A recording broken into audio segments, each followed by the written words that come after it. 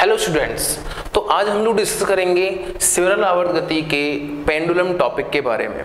तो देखिए, सरल आवर्त गति जैसा कि हम लोग पढ़ चुके हैं कि अगर मान लीजिए कोई भी कण जो कि अपनी माध्य स्थिति के इर्द गिर्द गति करता है, इस प्रकार की गति को हम बोलते हैं सरल आवर्त गति। ठीक है ना। इसमें हम लोगों ने दो प्रकार की गति पढ़ चुके हैं हम लोग कि एक तो होती है सरल रेखीय गति जिसमें वो टू एंड फ्रो मोशन करता है, इर्द गिर्द गति करता है, और साथ में एक होता है जिसमें किसी कोण के सापेक्ष गति करता है वो। ठीक है ना। तो दोनों टाइम से आज हम लोग पेंडुलम की गति को हम यहाँ पर समझेंगे। तो देखिए, जैसे यहाँ पर एक पेंडुलम आपको दिखाया गया है कि ये जो पेंडुलम है अपनी इस माध्य स्थिति के अकॉर्डिंग, अपनी इस माध्य स्थिति के अकॉर्डिंग, यदि मान लीजिए इसका ये सस्पेंशन पॉइंट है, ठीक है ना, इस सस्पेंशन पॉइंट के हिसाब से अगर देखा है तो ये इसकी माध्य स्थिति हो गई। अब देखिए, आप माध्य स्थिति के इर्द गिर्द गति कर रहा है यहाँ पर, है ना। ठीक है, तो यहाँ से ये जाता है इस पॉइंट तक और यहाँ पर ये जाता है इस पॉइंट तक। ठीक है ना। इन दोनों पॉइंट्स की अगर कहानी देखी जाए तो यहाँ पर ये इसकी मैक्सिमम कंडीशन की है, ये भी यहाँ पर क्या है, इसकी मैक्सिमम कंडीशन है जहां तक ये जा रहा है। और ये जो कंडीशन हमने यहाँ पर व्हाइट लाइन बनाई है, ये हमारे पास में क्या है, इसकी माध्य स्थिति है। ठीक है ना। अब आप देखिए, ये जो रेड कलर का एरो आपको दिखा है, देखो जैसे जैसे ऊपर जा रहा है वैसे वैसे इसका वेग जीरो होता जा रहा है। जब ये ऊपर जा रहा है वापस इसका वेग जीरो हो जाएगा, फिर जब नीचे पहुंचेगा तो इसका वेग मैक्सिमम, फिर ऊपर जाएगा तो नीचे बिल्कुल वापस से क्या हो जाएगा, जीरो हो जाएगा। तो ये इसकी मैक्सिमम सिचुएशन की बात कर रहे थे हम लोग। ठीक है ना। अब देखिए, चूंकि हमें पता है कि अगर कोई भी हमारे पास में सरल आवर्त गति की बात करते हैं हम लोग, तो सरल आवर्त गति की कंडीशन में हम जब डिस्कशन करते हैं तो डिस्कशन करते टाइम हम ये बोलते हैं कि किसी सरल आवर्त गति के लिए जो इनिशियल कंडीशन होती है, नेसेसरी कंडीशन होती है, वो हमारे पास में होती है f = kx की स्थिति। अब f = kx की जो स्थिति है उसके अकॉर्डिंग यदि हम लोग यहाँ पर लिखते हैं कि f बराबर हमने क्या लिखा, ma, और ma बराबर कितना हो जाए -kx, यहाँ पर a बराबर कितना हो जाएगा -k/m × x। अब देखिए, ये इसकी कंडीशन है और साथ में हम लोग यहाँ पर जानते हैं कि जो सरल आवर्त गति होती है, सरल आवर्त गति के लिए, इसके लिए हम जानते हैं कि त्वरण का फॉर्मूला जो होता है दैट इज -ω²x। इन दोनों को हम लोग क्या कर लेते हैं, कंपेयर कर लें तो यहाँ पर ω² की जो वैल्यू मिलेगी, ω² दैट इज इक्वल टू कितना हो जाएगा, k/m। अब इस इक्वेशन को सॉल्व करके हम लोग इसका आवर्तकाल ज्ञात कर सकते हैं, आवृत्ति ज्ञात कर सकते हैं। ठीक है ना। तो इसी प्रकार से आज पेंडुलम की जब डिस्कशन हो रहा है तो पेंडुलम के लिए हम क्या ज्ञात करेंगे, यहाँ पर इसका आवर्तकाल ज्ञात करेंगे। तो चलिए आवर्तकाल की कंडीशन में हम देखते हैं कि पेंडुलम का आवर्तकाल हम ज्ञात कर रहे हैं। पहले हम लोग ज्ञात करें सरल रेखीय गति के आवेश के, सरल आवर्त गति के अनुसार जिसमें रेखीय गति हो इसकी, है ना। ठीक है। तो देखिए बच्चों, यहाँ पर अगर डिस्कशन किया जाए तो देखिए, जैसा कि हम लोग यहाँ पर दिख रहा है, इसका नीचे की साइड जो फोर्स लग रहा है वो कितना है यहाँ पर, mg। यहाँ पर क्या है, ये mg। अब चूंकि यहाँ पर ये एंगल थीटा है तो ऑब्वियस ही बात है ये एंगल भी क्या होगा, यहाँ पर ये थीटा होगा। ठीक है ना। अगर ये थीटा है तो इसके अकॉर्डिंग यहाँ पर इसका कंपोनेंट लिख सकता हूँ, यहाँ पर f बराबर यहाँ पर जो हो जाएगा f cos कंपोनेंट जो है that is mg cos theta, और इस डायरेक्शन में जो इसका कंपोनेंट है वो हो जाएगा mg sin थीटा। अब चूंकि ये लंबाई कितनी है मेरे पास में, l है। ठीक है ना। अब देखिए, ये इसकी माध्य स्थिति है, माध्य स्थिति से यह कण यहां से यहां तक दूरी तक गया है। लेट्स सपोज कि ये इसका क्या है, यहाँ पर विस्थापन है माध्य स्थिति से। यदि हम लोग विस्थापन की बात कर रहे हैं तो देखिए, लेट मान लीजिए हम लोगों ने यहाँ पर इसको x मान लिया। क्या मान लिया हमने इसको, ये x मान लिया। तो सबसे पहले हम लोग रेखीय गति के हिसाब से बात कर रहे हैं, तो सबसे पहले इस पे देखा जाए कितना बल लग रहा है जो कि इसको वापस लाने का प्रयास कर रहा होगा, जिसको हम प्रत्यानयन बल कहते हैं। प्रत्यानयन बल, प्रत्यानयन बल क्या होता है, हमको पता है ये चीज कि जब कोई वस्तु उसकी माध्य स्थिति से दूर ले जाई जाती है तो एक बल उसे पुनः अपनी माध्य स्थिति पर लाने का प्रयास करता है। उस बल को हम क्या बोलते हैं, प्रत्यानयन बल।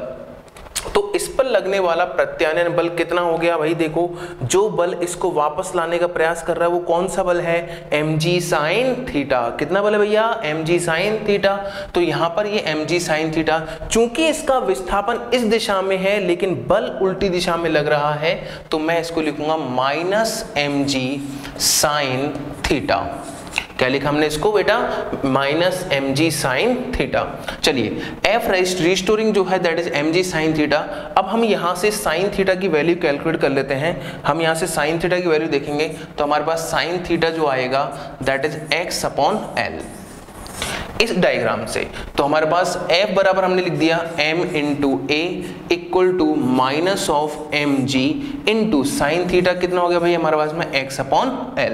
Now m into a that is equal to minus of mg upon l into x। अब ध्यान से देखिए, अगर m से m को हम कैंसिल आउट कर दें तो ये हमारे पास में एक इक्वेशन बन चुकी है a बराबर minus g upon l into x। यदि सरल आवर्त गति की कंडीशन के हिसाब से देखें तो a बराबर कितना होता है? Minus omega square x। इससे यदि इसकी तुलना करें, क्या करें? इसकी तुलना करें। तुलना करने पर बच्चों हमारे पास में ओमेगा स्क्वायर का वैल्यू कितना बनेगा? That is g by L. और यहाँ पर ओमेगा बराबर हो जाएगा under root g by L. और चूंकि हम लोग जानते हैं ओमेगा बराबर कितना होता है? 2 पाई बाई टी या 2 पाई एफ। और इसके कंपैरिजन में अगर रखा जाएगा यहाँ पर हम लिख दें 2 pi upon T equal to under root of g by L. तो यहाँ से t बराबर निकल के आता है दैट इज t बराबर 2 pi under root L upon g. 2 pi under root L upon g. अब ये था हमारे पास में एक मेथड जिसके द्वारा हम लोग यहाँ पर इसका पेंडुलम का आवर्तकाल ज्ञात करते हैं। ये है हमारे पास में रैखिक एसएचएम के द्वारा, रेखीय सरलावर्त गति के द्वारा। अब हम बात करते हैं इसी वैल्यू को वापस से फाइंड आउट करने के लिए कोणीय सरलावर्त गति की कंडीशन से। अब देखिए हम वापस से वही चीज पर जाते हैं, ठीक है ना। जब हम लोग कोणीय सरलावर्त गति की बात करेंगे तो कोण जब यहाँ पर आ जाएगा तो यहाँ पर क्या लगना होगा? बलाघूर्ण लग रहा होगा। क्या लग रहा होगा? बलाघूर्ण लग रहा होगा। वह बलाघूर्ण जो कि इस बॉल को, इस पेंडुलम को वापस से अपने पुनः उसी स्थान पर लाने का प्रयास करेगा। अब चूंकि हम देख रहे हैं कि यहाँ पर यही बल लग रहा है mg sin थीटा, और mg sin थीटा बल जो लग रहा है वही इसको वापस लाने का प्रयास कर रहा है। यदि इस पॉइंट ऑफ सस्पेंशन के हिसाब से पाइवट पॉइंट जो हमारे पास में है यहाँ पर, जहाँ से ये पेंडुलम लटका हुआ है, इसके अनुदिश यदि यहाँ पर बलाघूर्ण की बात करें तो बल गुणा लंबवत दूरी की अगर बात की जाएगी, बल कितना है? mg sin थीटा, लंबवत दूरी कितनी है? l। तो यहाँ पर हम बोल सकते हैं कि इस स्थान पर लगने वाला प्रत्यानयन बलाघूर्ण यदि ज्ञात किया जाए, तो बच्चों टो रिस्टोरिंग जो हो जाएगा that will be minus of mg sin theta. ये तो हो गया बल, और लंबवत दूरी कितनी है भाई साहब यहाँ पर? l। तो टो बराबर हम जानते हैं that is i into alpha. तो टो बराबर i into alpha equal to minus of, इसको लिख सकते हैं mg l।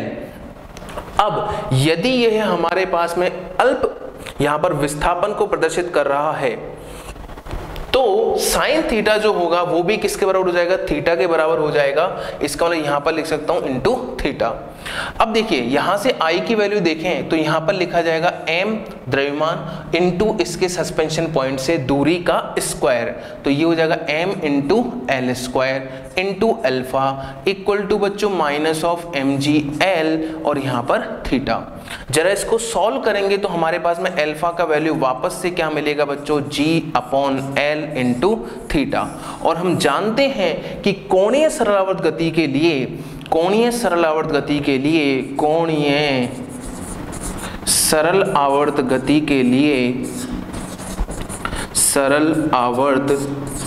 गति की अगर बात करें तो यहाँ पर अल्फा जो होता है that is minus omega square into theta होगा। यदि हम इन दोनों को वापस से यदि कंपेयर करेंगे तो कंपेयर करने पर पुनः वही कंडीशन बन रही है omega square equal to G by L.